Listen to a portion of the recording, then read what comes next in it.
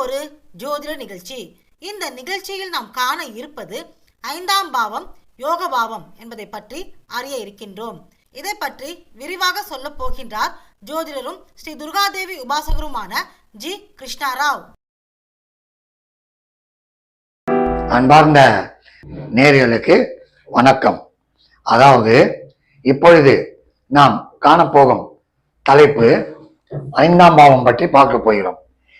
பொதுவாக நம்முடைய வாழ்க்கையில் என்ன பிரச்சனைகள் வந்தாலும் அந்த வட்டத்திலிருந்து வெளியே வருவதற்கு நுண்ணிய அறிவு வேண்டும், அறிவு திறமை வேண்டும். அதை காட்டுவதுதான் 5ஆம் பாவம். பொதுவாக ரிஷபலக்னம் என்று வைப்போம். இந்த லக்னத்திற்கு 5 புதனுடைய வீடு.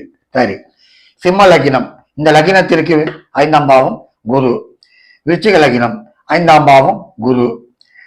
கும்ப லக்னம் 5ஆம் பாவம் புதன். இப்படி 5ஆம் பாவம் யோக பாவமாக இருக்க வேண்டும். இருந்தால் எந்த பிரச்சனை வந்தாலும் நாம் அதிலிருந்து விடுபடலாம், லாபத்தோடு வெளியே வரலாம். அந்த 5ஆம் பாவத்திலே செவ்வாய், சனி, ராகு, கேது, சூரியன் இருக்கக்கூடாது.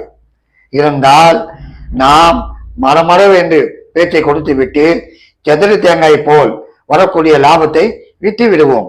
பொறுமையாக நிதானமாக யோசித்து நாம் செய்தால் நிச்சயமாக நமக்கு பலன் உண்டு.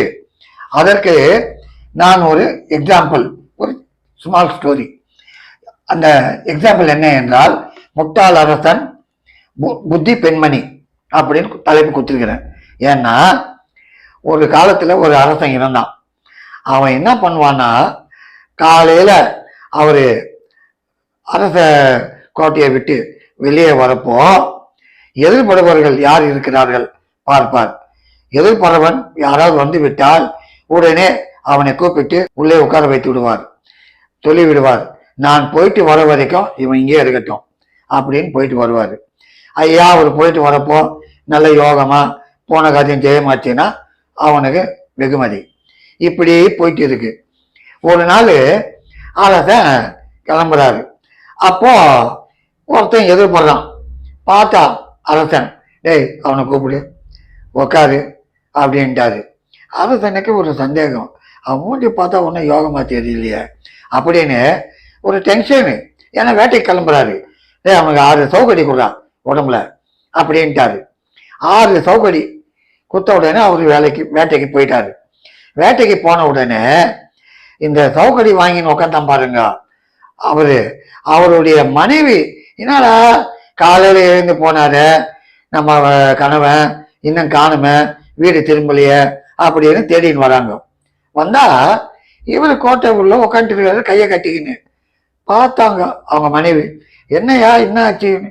இல்ல அரசன் எதிர்பட்டேன், உடனே என்னை அடிச்சு உட்கார வச்சுட்டாங்க. அந்த அம்மாவுக்கு ரொம்ப டென்ஷன் ஆயிட்டாங்க.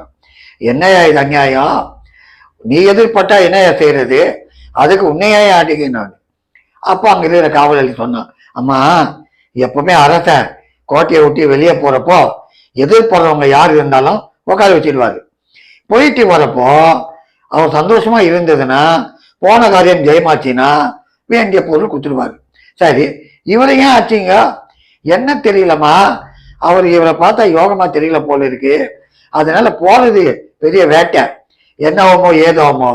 அந்த டென்ஷன்ல இவரை சவுக்கடி கொடுக்க சொன்னாரு. 6 சவுக்கடி கொடுத்துட்டோம், உட்கார வச்சுட்டோம். இந்த அம்மாவுக்கு ரொம்ப கோபம். சரி வரட்டோன்னு நிக்கிறாங்க. சாயந்தரம் தார தப்பட்ட ஒரே அமக்களமா வராரு அரசன். இந்த அம்மா கம்முன்னு பார்த்து நிற்கிறாங்க. அரசன் வந்தாரு, நேரா கோட்டை உள்ள போறாரு. உடனே இந்த அம்மா, மன்னா அப்படின்னாங்க. திரும்பி பார்த்தாரு, என்னம்மா என்ன இது அநியாயம், எங்க வீட்டுக்காரர் என்ன பண்ணாரு, அவருக்கு 6 சவுக்கடி, இது என்ன இது அநியாயம் அப்படின்னு கேட்டாங்க. உடனே அரசன் சொன்னா, அம்மா எப்பவுமே நான் வெளியே போனா எதிர்படுறவங்க யோகமா இருக்கா இல்லையான்னு பார்ப்பேன். எனக்கு என்னமோ சந்தேகம், சரின்னு சவுக்கடி கொடுத்து உட்கார வச்சுட்டேன். ஆனா கடவுள் புண்ணியத்துல இன்னைக்கு 6 அடி வேங்க வேட்டையாடி எடுத்துன்னு வந்தேன். அப்போ இந்த அம்மா ரொம்ப டென்ஷன் ஆயிட்டு சிரிச்சாங்க. என்னம்மா சிரிக்கிறிய, அரசன் பக்கத்துல மந்திரி சிரிக்கிறியன்னு. அப்போ அந்த அம்மா சொன்னாங்க, மன்னா என் வீட்டுக்கார் முகத்தை நீ பார்த்த, உன் முகத்தை எங்க வீட்டுக்கார் பார்த்தாரு.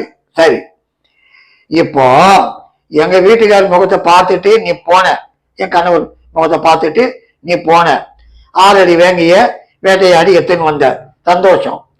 இப்போ அவரு உன் முகத்தை பார்த்தாரு இல்ல, உடம்ப பாருங்க, வரி குதிரை மாதிரி 6 சவுக்கடி.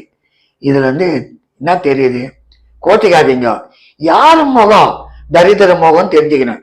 உடனே மன்னனு கோபம், என் முகம் தரித்திர முகமா? ஆமா மன்னா, நீ தானே சொன்ன ஒரு முகம் சரியில்லைன்னா நமக்கு பிரச்சனை வரும்னு. உன் முகத்தை பார்த்தாரு, வராத பிரச்சனை வந்தது. வரி குதிரை மாதிரி சவுக்கடி வாங்கி உட்காந்துட்டு இருக்கிறாரு. உடனே அரசை எகிரி குதிக்கிறான். பார்த்தான் பக்கத்துல மந்திரி, அரசே கம்முனீரு, பிரச்சனை ஆயிடும், ஊர் மொத்தம் சிரிப்பாங்க. ஏயா? ஆமா, அவன் முகத்தை பார்த்துட்டு போன, 6 அடி வேங்க வேட்டையாடி எத்துன்னு வந்த, உன் முகத்தை பார்த்தான், அடி வாங்கி உட்காந்துட்டு இருக்கிறான். இதுதானே ஊர் சொல்லலாம். சரி, அப்ப என்ன செய்யலாம்? ஒன்னே இல்லை, ஒரு 6 பொற்காசு அந்த அம்மா கையில கொடு. உடனே மன்னன் பார்த்தான். சரி, யார் எங்க வந்தான் தேவை, ஒரு 6 பொற்காசு எடுத்துன்னு வா. அந்த அம்மா கையிலே கொடுத்தான். இந்த அம்மா. அந்த அம்மா வாங்கி பார்த்தது. சரி, ஏதோ அடி வாங்கிட்டாரு, மேற்கொண்டு பேசினா ஒன்றும் வரப்போறது இல்லை, வந்த வரைக்கும் லாபம் பார்ப்போம் அப்படின்ட்டு, மன்னா உன்னுடைய முகம் ராசி யோகமான முகம், உன்னுடைய முகம் யோகமான முகம், வாயா போலாம் அப்படின்னு நம்ம வீட்டுக்காரர் இட்டுக்கின்னு, மன்னர் முகம் யோகமான முகம், மன்னர் முகம் யோகமான முகம் கத்தின்னு வெளியே போகுது. மந்திரி பார்த்து சிரிச்சான் அரசனை. பாத்தியா, கொடுக்கறத கொடுத்தா சொல்லுவாங்க என்ன சொல்லுவாங்க, இதுதான். அதனாலதான் மன்னா, எது இருந்தாலும் நிதானமா சால்வ் பண்ணணும். நான் நினைக்கிறேன், மந்திரி சொல்றான், அந்த அம்மாக்கு 5ஆம் பாவம் நல்லா இருக்கு, புத்தியோட அவ சாதிச்சா காரியத்தை, லாபத்தோட போயிட்டா, நஷ்டம் வந்தது, அவர் வீட்டுக்காரருக்கு அடி வாங்கிட்டாரு, இருந்தாலும் கோல்டு காயின் வாங்கிக்கின்னு பொற்காசு வாங்கிக்கின்னு சந்தோஷமா போனா. ஆகவே நண்பர்களே, உங்க ஜாதகத்தை பாருங்கள். உங்களுடைய ஜாதகத்திலே என்னுடைய அனுபவம், லக்னத்திற்கு 5 புதன் வீடாகவோ குரு வீடாகவோ சுக்கிரன் வீடாகவோ வந்தால் நிச்சயமாக யோகம்தான். அது மட்டுமல்ல, லக்னத்திற்கு 5 6 8 12 கூடியவன் உட்காரக்கூடாது. அப்படி உட்கார்ந்து விட்டால் தேவையில்லாமல் சச்சரவு எதிர்வாதம் எல்லாம் செய்து வரக்கூடியதை செதவு தேங்காய் போல் விட்டு விடுவார்கள். ஆகவே நிதானமாக செயல்படுங்கள், எல்லாமே உங்களுக்கு நன்மையாக முடியும். இப்பொழுதும் சொல்லுகிறேன், 5ஆம் பாவம் நன்றாக இருக்க வேண்டும், அதுதான் யோக பாவம். வணக்கம், நன்றி. ஆன்மீக தகவல்கள், ஜோதிடம், வாஸ்து தகவல்களை அறிய பக்திபிளானட்.com பாருங்கள்.